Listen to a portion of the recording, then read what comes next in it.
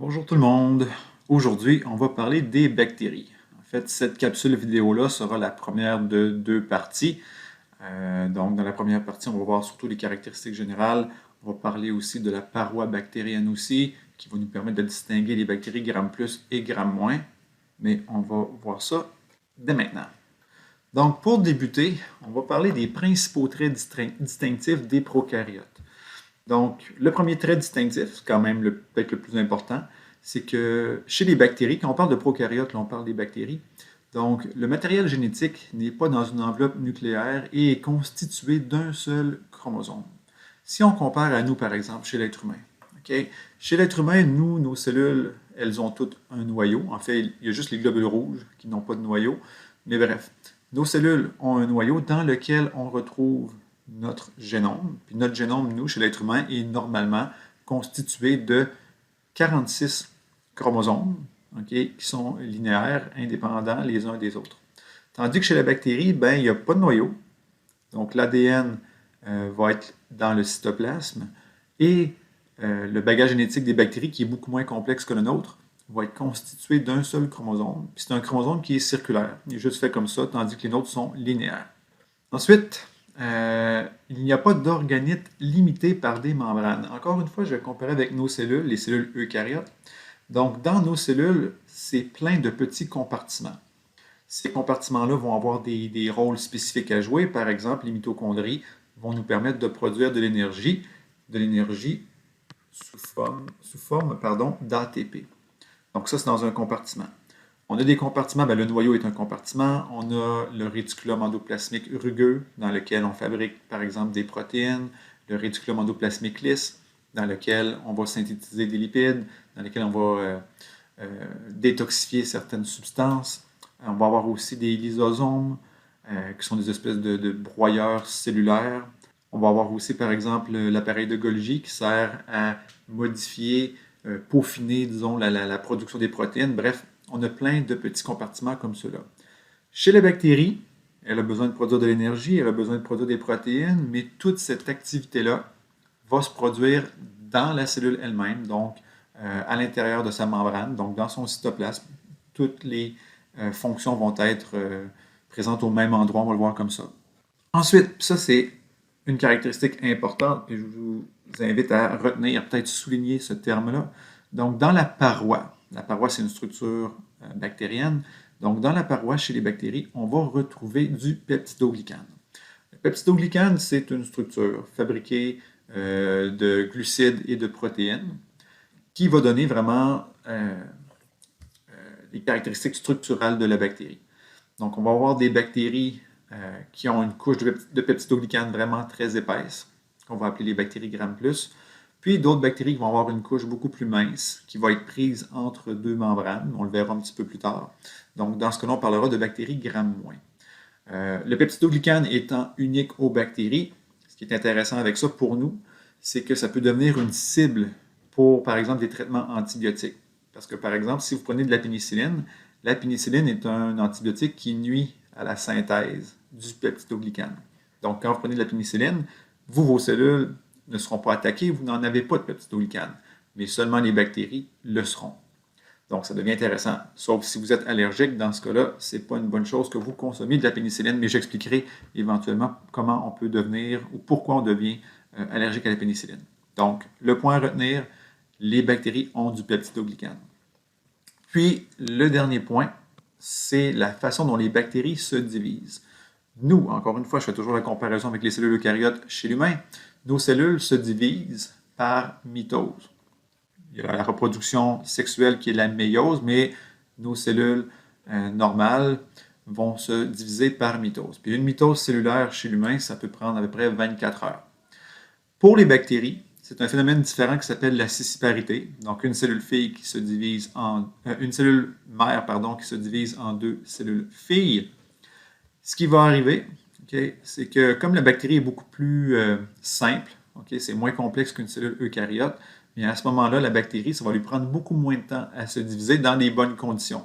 Donc, si on lui donne l'espace, des nutriments, etc., qu'il n'y a pas de compétition, donc la bactérie peut se développer rapidement.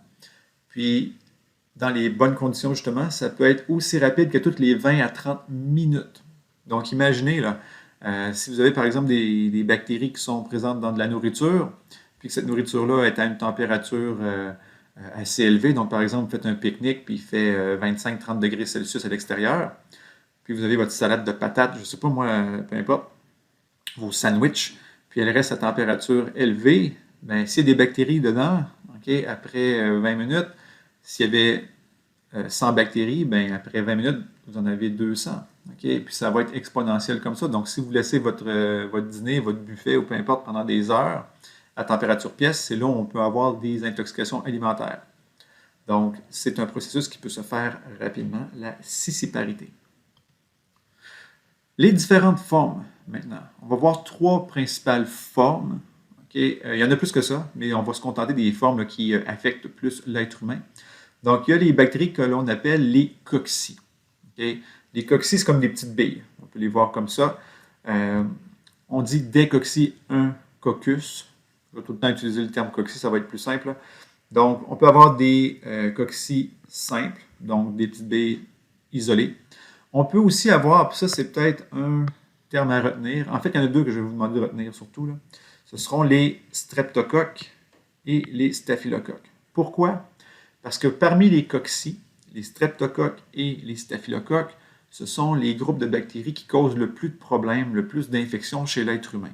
Okay? C'est vraiment une proportion élevée de maladies humaines qui sont causées par ces deux groupes de bactéries-là.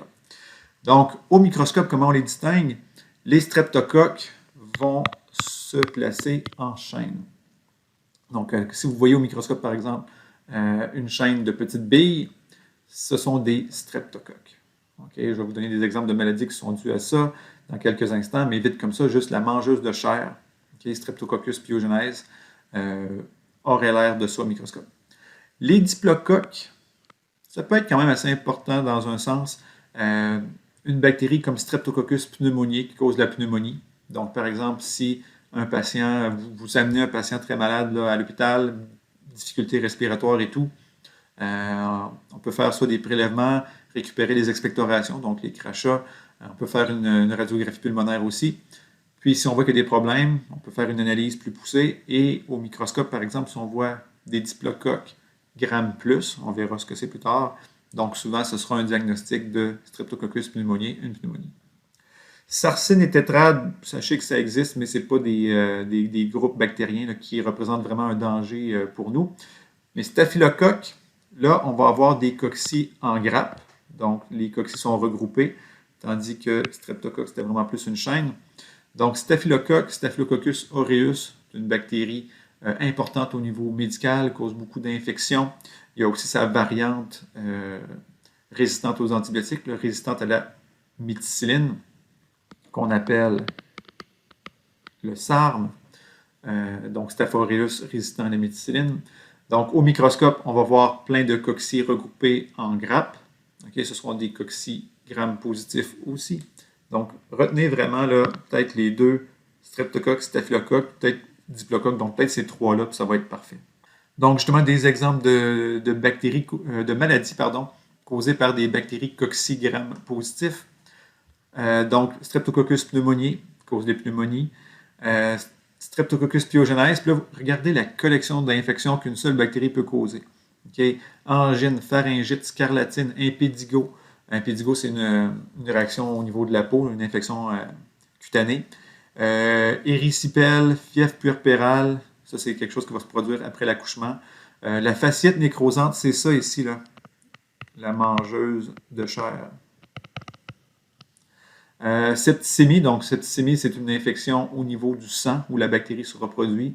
Fièvre rhumatismale aiguë, donc il y a plein de complications liées à une infection de ce type-là de la bactérie Streptococcus pyogenes. Ensuite, ça va concerner surtout les femmes enceintes, là, ce qu'on appelle le strep B. Okay? Donc, c'est un streptocoque qu'on peut retrouver au niveau des organes génitaux ou de la région périanale. Et chez les femmes enceintes, souvent, ce qu'on va faire, c'est qu'avant l'accouchement, on va faire un prélèvement. Et si la femme est positive pour le strep B, on peut lui administrer un antibiotique de façon prophylactique, donc pour éliminer cette bactérie-là avant l'accouchement. Parce que la bactérie, si elle est présente, elle pourrait nuire à l'enfant, elle pourrait nuire à la mère aussi après l'accouchement, donc avec les lésions, par exemple, causées par l'accouchement. Si la bactérie s'insère dans ces lésions-là, ça pourrait causer beaucoup de problèmes. Donc, on peut donner un antibiotique à la femme pour prévenir ces troubles-là. On a aussi Staphylococcus aureus, bactérie encore une fois importante. Il y a des personnes qui sont des porteurs sains de cette bactérie-là. Souvent, ça va être au niveau soit de la peau ou de la muqueuse nasale. Ça peut être asymptomatique, mais chez certaines personnes, ça va causer plein de problèmes. On a la variante résistante aux antibiotiques, Staph aureus résistant à la méticilline. Anecdote là-dessus, quand j'ai été opéré pour mon ligament croisé antérieur, j'ai eu une infection dans les plaies, dans la plaie chirurgicale, puis c'était du Staph aureus résistant. Puis quand tu es prof de micro, puis qu'on t'apprend que tu as une infection avec une bactérie résistante, tu connais les risques, tu connais les conséquences possibles, donc c'était un petit peu inquiétant. Mais j'ai pris de très bons et puissants antibiotiques, puis mon genou va bien maintenant. Il y a le SARV aussi, donc résistant à la vancomycine, ça c'est un autre type d'antibiotique. Le Staph aureus peut causer beaucoup d'infections cutanées, impédigo, folliculite, furoncle. Peut causer des infections aussi au niveau des plaies chirurgicales, comme je l'ai dit. Et ça ici, ça s'adresse surtout aux femmes, encore une fois pour question de sexisme, syndrome du choc toxique, ce qui est déjà arrivé. C'est que, bon, lorsque les femmes ont leur menstruation, donc elles peuvent utiliser des tampons pour absorber et récupérer le sang. Donc, il y a certaines compagnies à un moment donné qui avaient produit des tampons très, très, très absorbants. Donc, ça faisait en sorte que certaines femmes les changeaient moins souvent. Fait que ça pouvait avoir un côté pratique, j'imagine. Mais le problème, c'est que le tampon restant plus longtemps, le sang donc s'y accumule. Puis, si les bactéries Staph aureus y étaient présentes, elles se nourrissaient du sang qui était dans le tampon. Elles se multipliaient parce que c'est un environnement qui est très riche en nutriments. Et éventuellement, ces bactéries-là, lorsqu'elles sont très nombreuses et que ça fait longtemps qu'elles sont là, elles vont commencer à libérer des toxines. Et ces toxines-là se retrouvent dans le sang de la personne. Puis certaines femmes en sont mortes. Donc, c'est quand même pas à prendre à la légère. C'est une infection qui peut devenir très, très grave et assez rapidement. Bon, comme je le disais, le Staph aureus, c'est sur la peau ou le nez. Puis, si on est dans le domaine de la santé et on est porteur positif, il y a des façons de traiter les personnes avec de la mupirocine topique ou du Bactroban qui vont éliminer ces bactéries-là. D'autres, cette fois des cocci, encore une fois, mais gram négatifs. Je n'ai peut-être pas expliqué là. Quand je parle de cocci gram positif, quand on parle de. Quand j'écris là, gram positif, c'est un type de coloration. C'est un scientifique qui s'appelait Gram qui l'a mis au point. Gram positif, les bactéries vont être bleues au microscope. Puis on va l'expliquer tout à l'heure comment ça fonctionne, la coloration de Gram. Puis ensuite, donc, les bactéries Gram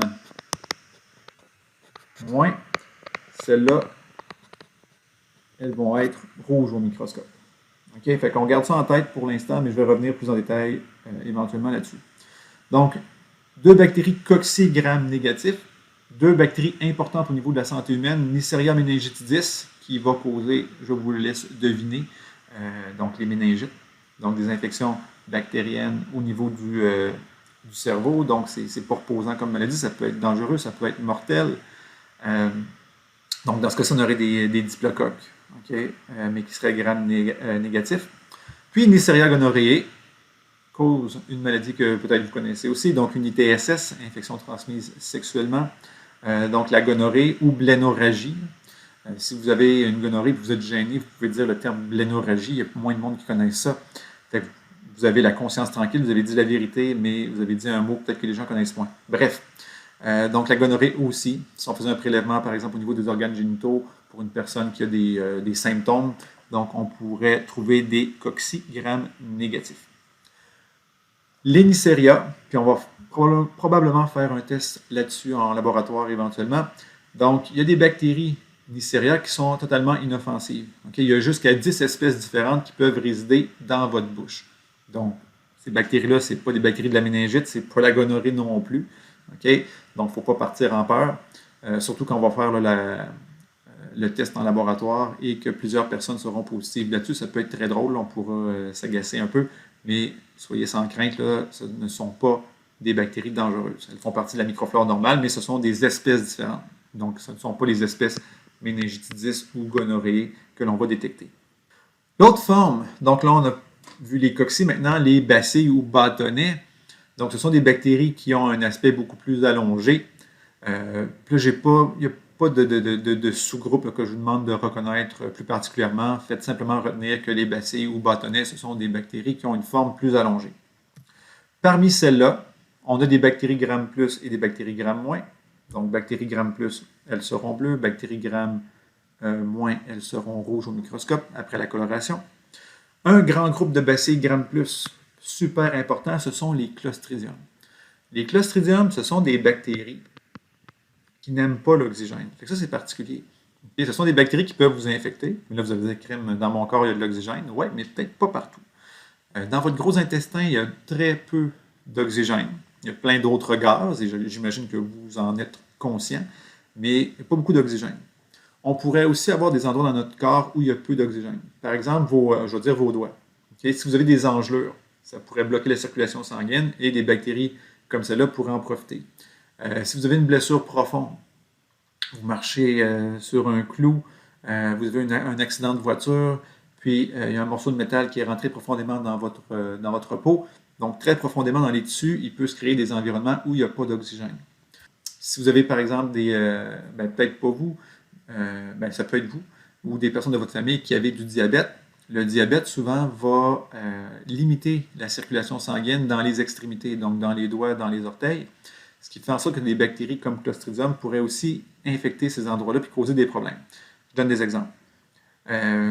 Clostridium botulinum, celle-là, vous la connaissez, peut-être sans le savoir. Okay? Donc, c'est une bactérie dangereuse, une bactérie qu'on peut, on peut être infecté par cette bactérie-là par notre alimentation, entre autres. Okay? Donc, on peut la retrouver dans les aliments. Ces bactéries-là, ce qui est particulier aussi, là, elles n'aiment pas l'oxygène et lorsqu'elles se retrouvent en présence d'oxygène, elles ne vont pas mourir, elles vont former un petit cocon résistant. Elles vont devenir des bactéries en dormance sous la forme de ce qu'on appelle des endospores. J'y reviendrai. Donc, les endospores peuvent survivre dans l'environnement en présence d'oxygène, mais par exemple, si vous mangez ces endospores-là, donc l'endospore va survivre à l'acidité de votre estomac, va atteindre votre gros intestin, et là, la bactérie va retrouver des conditions qu'elle aime, donc pas d'oxygène, et elle va reprendre sa forme normale. Clostridium botulinum va libérer une toxine qui peut être toxique, qui va être rapidement mortelle. En fait, Clostridium botulinum produit la toxine du botulisme, qui est la plus mortelle. Okay? C'est la substance la plus mortelle que l'on connaisse. Ce qui est paradoxal, c'est que cette toxine-là, on l'utilise en médecine, et vous la connaissez sous le nom de Botox. Le Botox, on va l'utiliser pour plein de raisons médicales.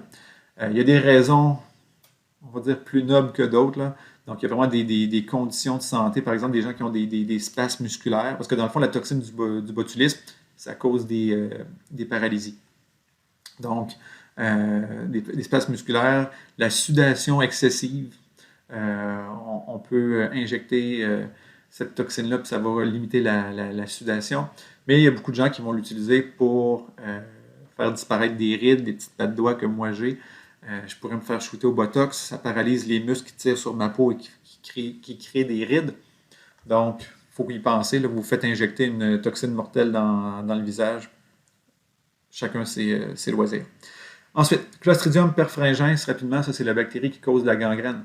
Donc, blessure, encore une fois. On voyait beaucoup de cas comme ça lors des guerres, avant l'arrivée des antibiotiques.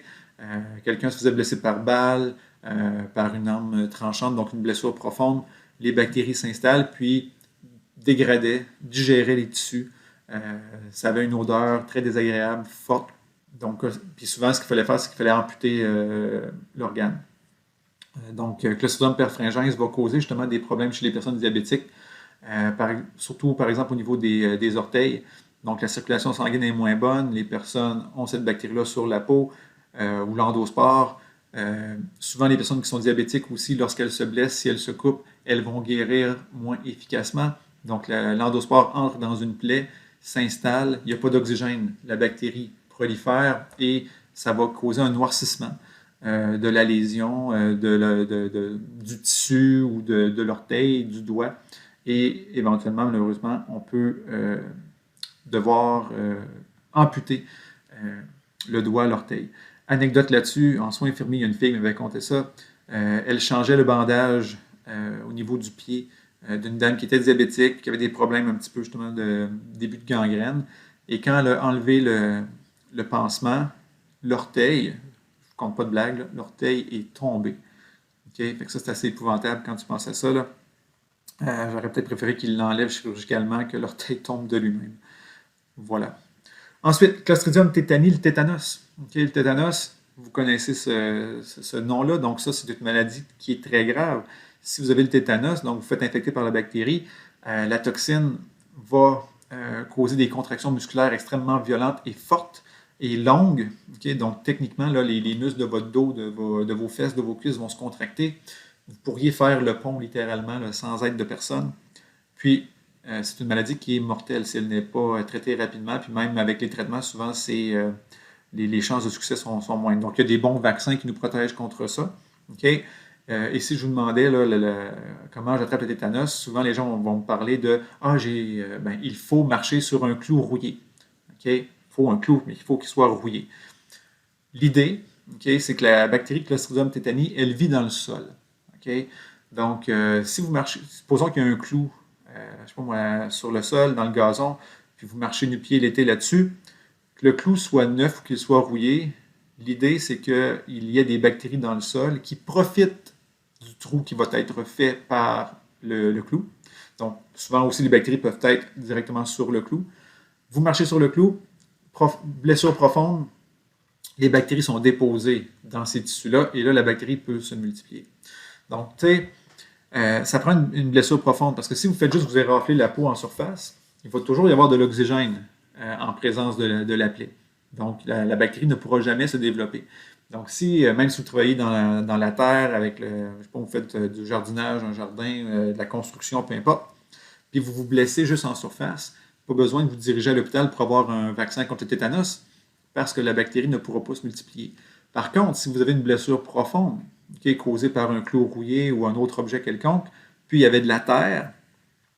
Moi, par exemple, à un moment donné, j'avais joué un match de touch football à Ottawa, puis on avait eu un contact tête à tête avec un autre joueur, puis j'avais été fendu au-dessus de l'œil, puis une bonne blessure profonde, puis j'avais tombé au sol, dans la terre et tout, bref. Fait que j'avais dû aller à l'hôpital pour faire refermer la plaie de 1, et de 2, j'ai reçu une dose de vaccin. Pour moi, c'était un rappel, ce n'était pas le premier vaccin de ma vie, juste pour m'assurer que j'ai une bonne réponse immunitaire au cas où des bactéries soient entrées dans cette plaie-là. Ensuite, Clostridioides difficile. Parfois, vous allez voir aussi Clostridium difficile ou la C. diff, bactérie très importante au niveau médical, infection nosocomiale importante, surtout chez les personnes âgées qui ont subi une antibiothérapie. Pourquoi c'est important qu'ils aient subi une antibiothérapie? C'est qu'en prenant une antibiothérapie, ça élimine toutes les bactéries, on va dire saines ou normales, et cette bactérie-là profite de l'absence de compétition pour prendre toute la place et elle va causer des diarrhées assez importantes chez les patients. Ensuite, Listeria monocytogenes qui cause la listériose, ça c'est une infection d'origine alimentaire. On va retrouver ces bactéries-là, par exemple, dans des fromages, dans les charcuteries. On avait eu un gros problème là-dessus il y a peut-être 10-12 ans là, au Québec avec la crise de la listériose qui avait été causée par des viandes de la compagnie Maple Leaf. Donc, par exemple, le jambon, les viandes froides. Puis il y a plusieurs personnes, plusieurs Québécois, plusieurs Canadiens qui en étaient morts de cette infection-là.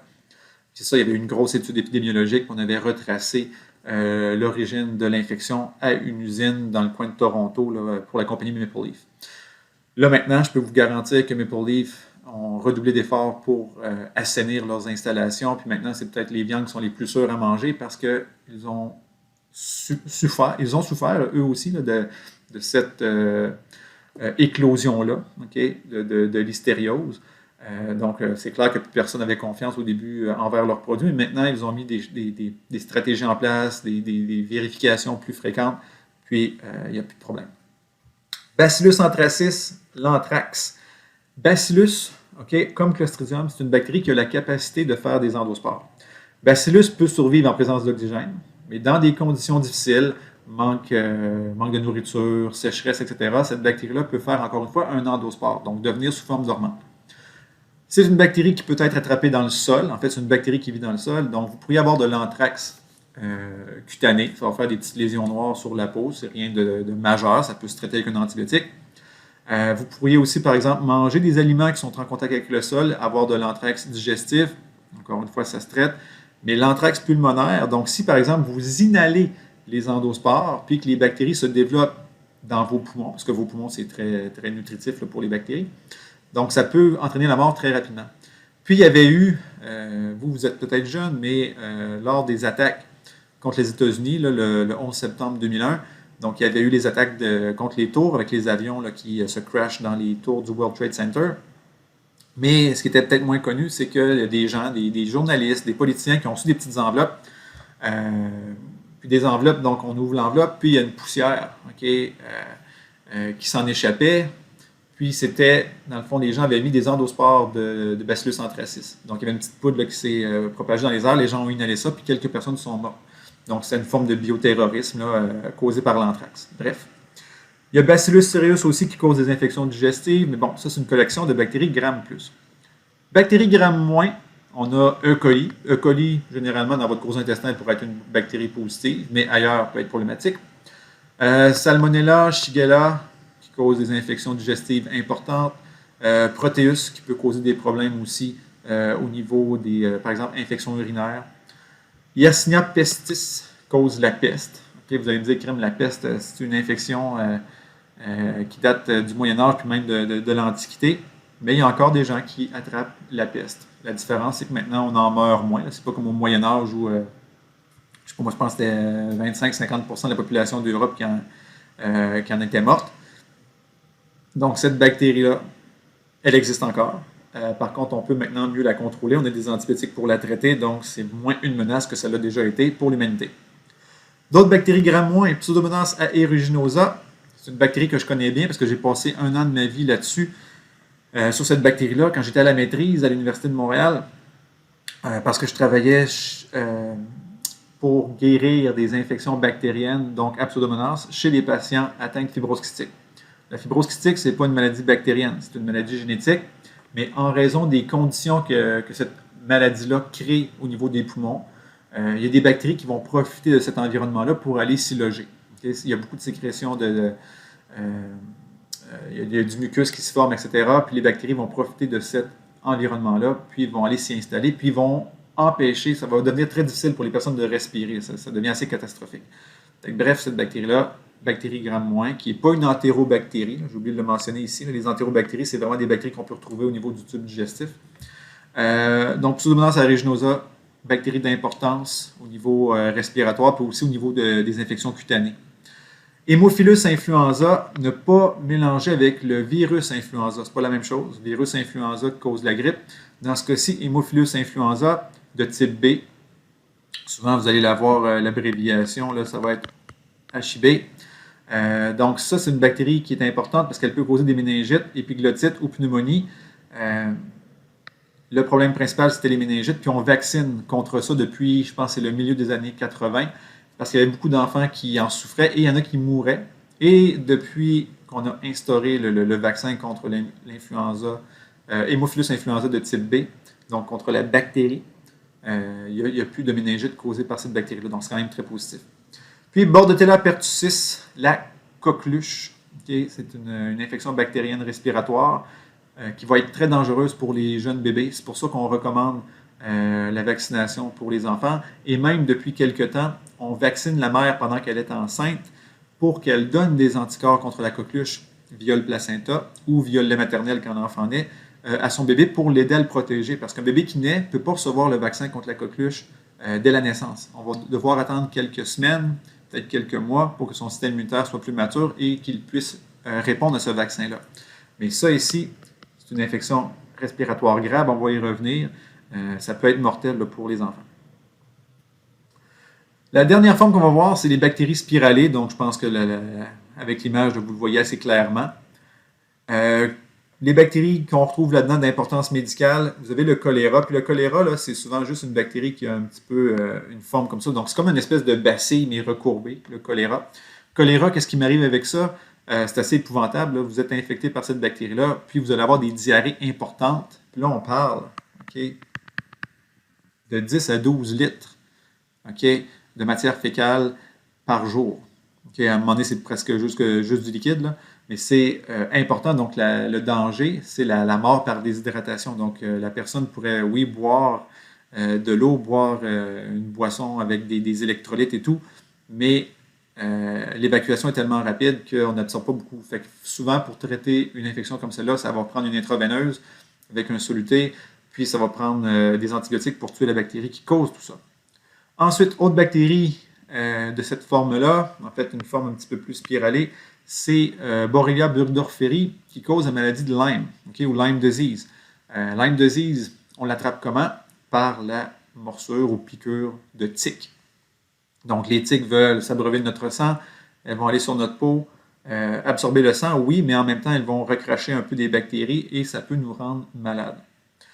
Treponema pallidum, encore une fois, une bactérie sous forme spiralée qui cause cette fois-ci de la syphilis. Donc, vous voyez dans l'image de droite là, tous les symptômes possibles d'une infection à syphilis.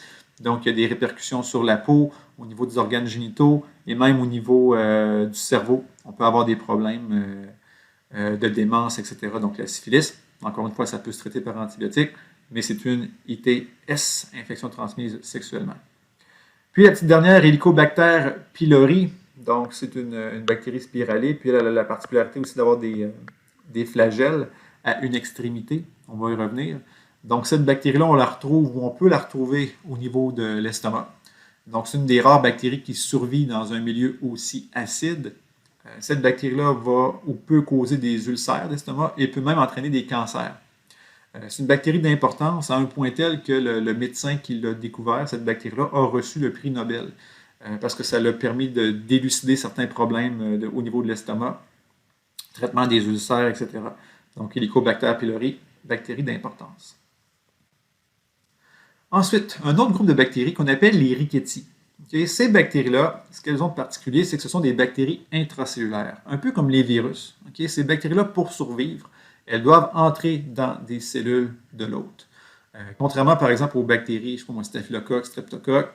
Par exemple, si j'ai une pneumonie, j'ai un streptocoque, je tousse et que j'expulse des bactéries, puis ça retombe dans mon environnement, là, sur mon clavier d'ordinateur ou peu importe, bien, les bactéries vont survivre ou peuvent survivre assez longtemps.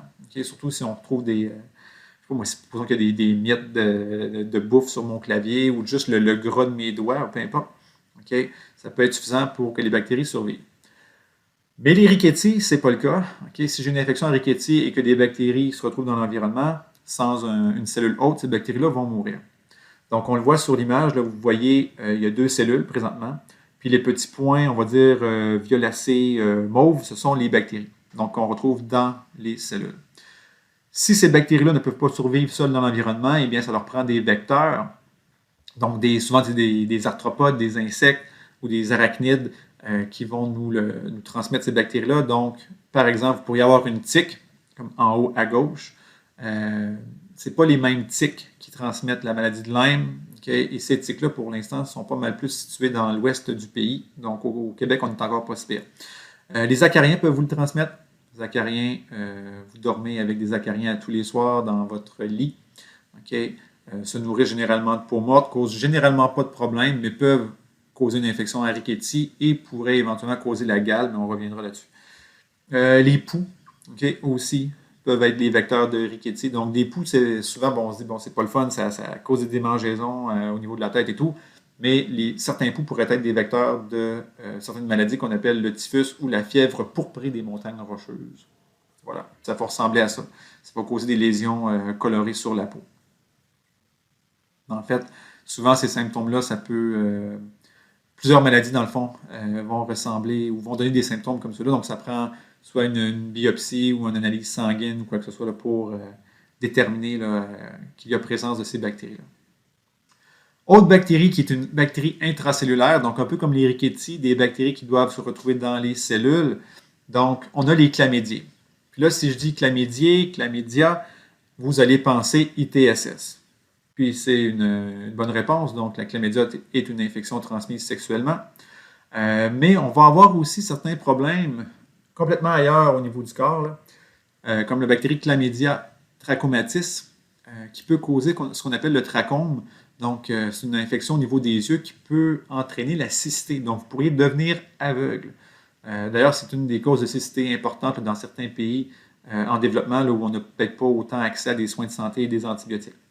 Puis, il y a aussi de la recherche qui se fait là, à savoir si certaines chlamydiées pourraient être responsables de formes de pneumonie ou même d'asthme. Donc, on pourrait peut-être finir par trouver que chez certaines personnes, leur asthme est causé par la présence de certaines bactéries et on pourrait peut-être traiter cet asthme-là et l'éliminer grâce à des antibiotiques. Vous n'avez peut-être pas besoin là, de connaître les deux formes, le corps élémentaire et le corps réticulé là, des chlamydies. Ensuite, les cyanobactéries, ou ce qu'on appelle communément les algues bleues. Il y a peut-être des gens qui ont des chalets ou des amis, peu importe, qui ont des habitations près de l'eau, près d'un lac. Donc, dans certaines régions, certains lacs du Québec, on va retrouver des algues bleues. Plus l'eau est stagnante, plus, on va dire que l'eau est, ou moins que l'eau est profonde. Okay? Donc, souvent, l'eau va avoir une température plus élevée. Ça peut entraîner des conditions qui vont faire en sorte que les bactéries ou cyanobactéries vont se développer plus rapidement. Quand on a présence importante d'algues bleues ou de cyanobactéries dans un plan d'eau, un lac ou peu importe, un étang, c'est peut-être pas une bonne idée d'aller prendre cette eau-là pour la boire ou de s'y baigner. Pourquoi? Parce que les algues bleues vont produire des endotoxines. Puis ces toxines-là vont pouvoir être libérées par la bactérie et ça pourrait attaquer la peau. Donc, par exemple, si vous vous baignez, ça pourrait causer des irritations au niveau de la peau, au niveau de vos muqueuses. Donc, les yeux, le nez, la bouche, si vous avalez un petit peu de cette eau-là. Si vous en buvez, le foie peut être atteint et gravement, et ultimement aussi votre système nerveux. Donc, si vous vivez près d'un lac, puis il y a des algues bleues, c'est pas une bonne idée de baigner, c'est pas une idée de boire l'eau. Puis même, vous pourriez vous dire, je vais prendre l'eau du lac, mais je vais la faire bouillir pour faire cuire des pâtes, ou je vais la faire bouillir pour pouvoir la boire par la suite.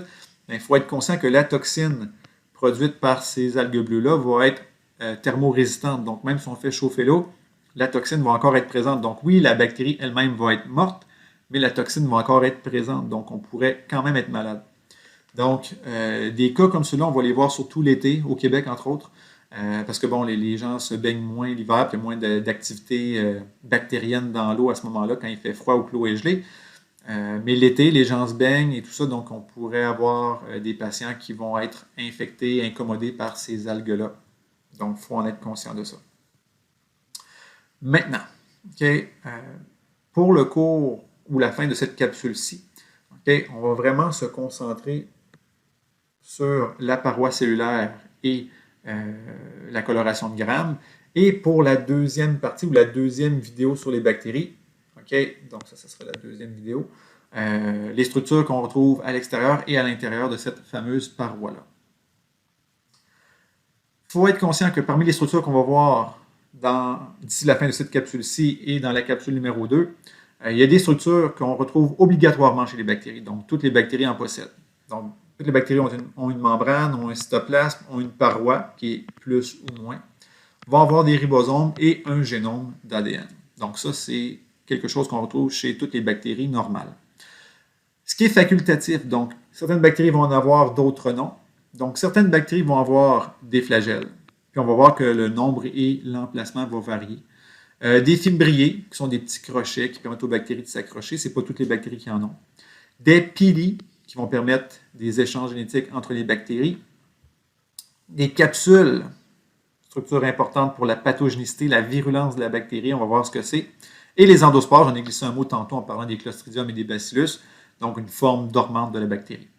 Mais on va revenir, tout ça ici, là, ça sera dans la capsule numéro 2. Puis même certains éléments, là, à part la paroi qu'on va voir maintenant, les autres éléments seront vus dans la deuxième capsule vidéo.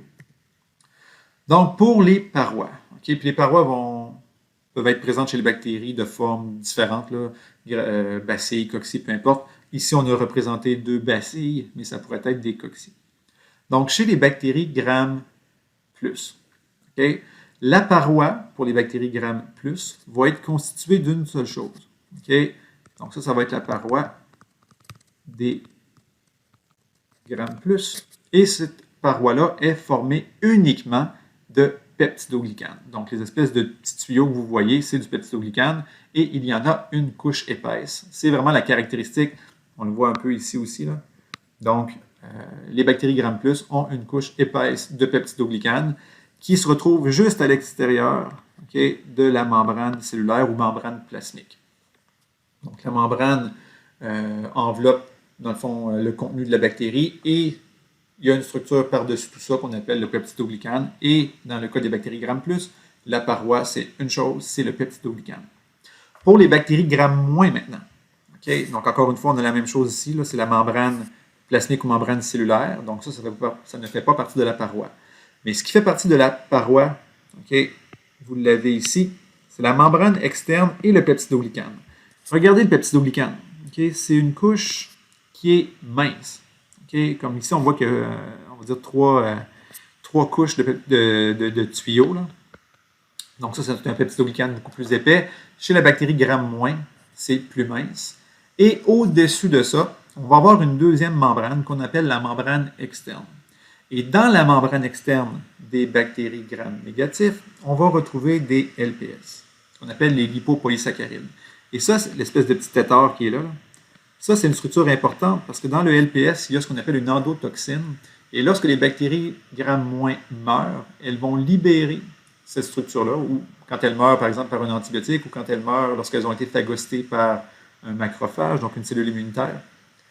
Ça va entraîner une réponse immunitaire qui va stimuler la production de chaleur, donc qui va entraîner de la fièvre.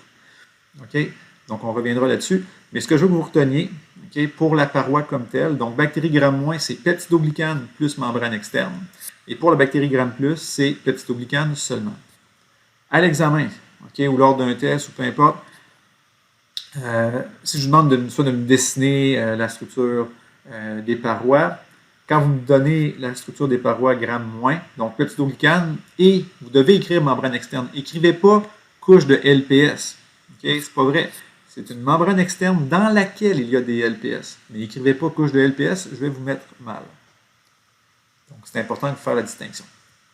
Donc, ici, c'est simplement une image différente pour dire la même chose.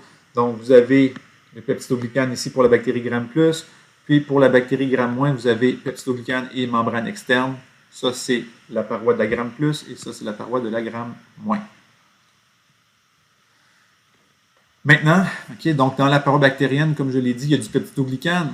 Et le peptidoglycane est une cible intéressante parce que c'est une structure qu'on retrouve seulement chez les bactéries. Donc, la famille des bêta-lactames, okay, des antibiotiques bêta-lactames, parmi lesquels on retrouve la pénicilline, ce sont de bons antibiotiques pour s'attaquer à la paroi parce qu'elles vont nuire et détruire le peptidoglycane. Donc, nuire à la synthèse du peptidoglycane, puis ça va nous aider à les éliminer. Par contre, il y a certaines bactéries, et là, vous pourrez cliquer, quand vous voyez des termes qui sont soulignés en bleu comme ça, c'est que si vous ouvrez vous-même le document PowerPoint qui est déposé sur Léa, ça vous amène soit à une vidéo ou à un article qui explique plus en détail ce que c'est. Donc, les bêta-lactamases, ce sont des enzymes que les bactéries ou certaines bactéries produisent pour devenir résistantes à ces antibiotiques-là. Donc, imaginez que la bactérie libère comme une espèce de ciseau. Puis la pénicilline arrive, la bactérie coupe cette structure-là, donc l'antibiotique devient inefficace, puis la bactérie est maintenant résistante et elle survit à cette attaque-là. Il y a aussi au niveau naturel, dans vos sécrétions, dans vos larmes, okay, entre autres, une structure, une protéine qu'on appelle le lysozyme. Le lysozyme, vous le produisez naturellement, donc dans mes larmes, dans ma salive, muqueuse, etc. Et c'est une protéine qui s'attaque naturellement au peptidoglycane. Donc, par exemple, okay, sur ma peau, il y a plein de bactéries Gram+, des staphylocoques, peut-être des streptocoques aussi, qui vivent sur ma peau. Puis là, je vais vivre dangereusement, puis je vais me frotter les yeux. Là, ce que je viens de faire, puis là, j'ai quand même les mains propres, là, okay? Mais il y a quand même des bactéries qui sont présentes sur ma peau. Là, je viens de déposer des bactéries Gram+ dans mon œil. J'ose espérer que mes lysozymes vont faire la job et vont éliminer ces bactéries-là avant que j'aie une conjonctivite. Okay? Si lors de la prochaine vidéo, j'ai une conjonctivite, là, vous pourrez vous foutre de ma gueule. Ça voudra dire que ma démonstration a été plus dangereuse que je ne le pensais, mais je vous rassure, là, ça fait des années que je fais ça, que je me mets un doigt dans l'œil pour faire ma démonstration, puis j'ai jamais eu de conjonctivite, du moins dû à ça. Donc voilà, les lysozymes, c'est une structure qui s'attaque au peptidoglycane et c'est efficace surtout contre les bactéries Gram positifs. Pourquoi? Ben, c'est parce que le peptidoglycane chez les bactéries gram positifs, il est exposé. Donc, si mes lysozymes voient ça, ils vont pouvoir l'éliminer, tandis que mes lysozymes qui arrivent en présence d'une bactérie gram moins, ben, ils ne vont peut-être pas pouvoir attaquer la bactérie comme telle. Je reviens sur les LPS, lipopolysaccharides. Okay? Ça ici, c'est plus une anecdote. Là. La partie glucidique est composée de sucre, appelée polysaccharide O. Peu importe. Ce qui m'intéresse, c'est ça ici, le lipide A, qui est une endotoxine. Donc, cette structure-là, je peux vous la montrer. Là. Okay. Donc, on est au niveau de la membrane externe des bactéries gram-. Le lipide A, c'est la partie qui est ancrée, c'est la petite bille qu'on voit ici, là, donc dans la membrane. Cette structure-là, encore une fois, elle est inoffensive tant et aussi longtemps que la bactérie demeure en vie. Mais si la bactérie est mangée par un phagocyte, je pense que je vais vous montrer une image un petit peu plus loin. Donc, on le voit ici, vous avez une bactérie qui est phagocytée, donc vous avez un macrophage, neutrophile, peu importe, une cellule immunitaire qui la mange. On dégrade la bactérie et ce que ça va faire, c'est que l'endotoxine va provoquer la libération d'interleukines. Ça, c'est un messager chimique produit par le macrophage. Ce messager chimique-là va circuler par le sang, va atteindre l'hypothalamus, qui est une structure au niveau de votre cerveau, qui sert à la production de certaines hormones importantes. Puis l'hypothalamus va répondre à ça en produisant des prostaglandines qui, eux, ont un effet pyrogène, donc augmentation de la chaleur, ce qui va entraîner de la fièvre. Donc, voilà, je pense que je n'ai pas grand-chose. Ah oui, ici, si un patient prend des antibiotiques, okay, que son infection est due à des bactéries gram-, ou il y a des bactéries gram- qui sont tuées, donc l'action des antibiotiques sur ces bactéries peut augmenter rapidement et temporairement l'effet de la toxine. Donc, vous prenez des antibiotiques, puis le jour suivant, 2 jours après, vous avez de la fièvre. Là, vous pourriez vous inquiéter et vous dire, oh my God, l'infection devient pire. Ben non, c'est peut-être juste parce que justement l'antibiotique fonctionne et les bactéries sont éliminées, sont tuées. Puis à ce moment-là, ça crée juste un petit peu de fièvre, mais normalement, ça va se résorber dans les jours qui vont suivre. Alors voilà pour ça. Donc, je reviens là, sur les bactéries gram+, gram-. On va aller expliquer maintenant la coloration de Gram. Okay? Donc, la coloration qui nous permet de distinguer les deux. Je sais qu'en soins préhospitaliers d'urgence, vous n'allez pas faire ça au quotidien. Vous n'allez pas faire la coloration de Gram. Okay? Mais je veux que vous compreniez l'importance que ça va avoir pour les autres personnes qui vous suivent dans le processus de soins aux patients, par exemple en analyse biomédicale. Parce que vous allez amener le patient, ça c'est une chose. Mais rendu à l'hôpital, ben, il faut qu'on sache qu'est-ce que le patient a et si on veut le traiter adéquatement. Donc, par exemple, si on sait que c'est une infection bactérienne, mais on veut savoir quel antibiotique lui donner, ben, il faut savoir si c'est une bactérie gram+ ou gram-. Parce que les gram+ vont être sensibles, par exemple, au bêta-lactame, pénicilline entre autres, tandis que les bactéries gram- vont être moins sensibles aux pénicillines. Parce qu'encore une fois, la pénicilline attaque le peptidoglycane. Il y en a plus chez les bactéries gram+, tandis que les bactéries gram-, ça va être plus difficile. Okay? Donc, coloration de Gram en 4 étapes. Donc, il faut connaître les 4 étapes. Ce qui va se produire. Première chose, on va mettre des bactéries sur une lame. On va faire ce qu'on appelle un frottis. Donc, on place des bactéries dans une goutte d'eau sur la lame, on fait sécher le tout. Les bactéries adhèrent sur la lame, puis on va les colorer par la suite. Première chose que l'on fait, on va ajouter du cristal violet ou violet cristal. Cette substance-là va colorer toutes les bactéries qui sont là, qu'elles soient gram+ ou gram-. Okay, donc, le colorant, dans le fond, colore les bactéries qui sont incolores à la base. Deuxième étape, on va ajouter de l'iode. L'iode va agir comme un mordant, va assécher un petit peu les bactéries et le colorant, dans le fond, va être emprisonné dans ces mêmes bactéries-là. Donc, l'iode agit comme un mordant, fixe le colorant violet cristal dans les bactéries. Troisième étape, celle-là, elle est importante. Je mets 2 petites étoiles. C'est la réaction à l'alcool. Okay? Qu'est-ce qui va arriver ici? C'est que l'alcool, dans le fond, ce qu'elle va faire, c'est qu'elle va venir briser, détruire la membrane externe des bactéries gram-, et le colorant qui était présent va être éliminé de la lame. Donc, la bactérie est encore là, mais le colorant, lui, va être éliminé. Donc, on va le voir quand on met l'alcool, la lame perd toute sa couleur. Il y a des gens qui paniquent parce que, oh my God, monsieur, mes bactéries sont en train de partir dans le lavabo. Non, non, non.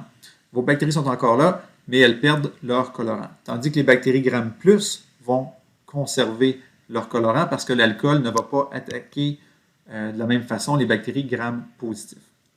Donc là, j'ai des bactéries qui sont incolores. Il y a des gens qui me disent, ben là, on pourrait arrêter de être là parce que si les bactéries ont conservé leur couleur violette, on sait qu'elles sont Gram+. Tandis que les bactéries qui auront perdu leur coloration, on sait qu'elles sont Gram-. Oui, OK, on pourrait faire ça. Mais en complétant la coloration, ça va me permettre de savoir est-ce que les bactéries qui infectent mon patient sont des cocci, des bâtonnets ou des bactéries spiralées. Donc, on veut savoir la forme aussi. Et en même temps, si la bactérie est Gram positif et c'est un cocci, est-ce que c'est une chaîne ou est-ce que c'est une grappe? Okay? Donc, il y a plein d'informations qu'on veut aller chercher en plus de la simple structure des parois. Donc, pour compléter la coloration, on va ajouter de la safranine. Et là, la safranine, vous la rajoutez que les bactéries aient perdu leur couleur ou non. On les traite toutes les lames de la même façon. Safranine est un colorant un petit peu plus rosé-rouge. Et les bactéries, dans le fond, qui vont être colorées par ce colorant-là seront les bactéries Gram négatifs. Donc, elles vont prendre une couleur rouge. Donc, quand vous allez au microscope, vous allez voir. Si c'est bleu, c'est Gram+. Si c'est rouge, c'est Gram-. Puis, vous allez voir la forme aussi et l'arrangement. Quand je parle de l'arrangement, c'est chaîne, grappe, etc. Donc, je reviens sur les différentes étapes. Là, faire attention ici, là, on voit pour les bactéries Gram+, un cocci, pour les bactéries Gram-, un bâtonnet, mais soyez conscient qu'on pourrait avoir des bâtonnets Gram+, et on pourrait avoir des cocci Gram-, donc c'est pas important la forme ici comme telle. Donc, première étape, on fixe, donc on fait le frottis. Violet cristal, toutes les bactéries sont bleues.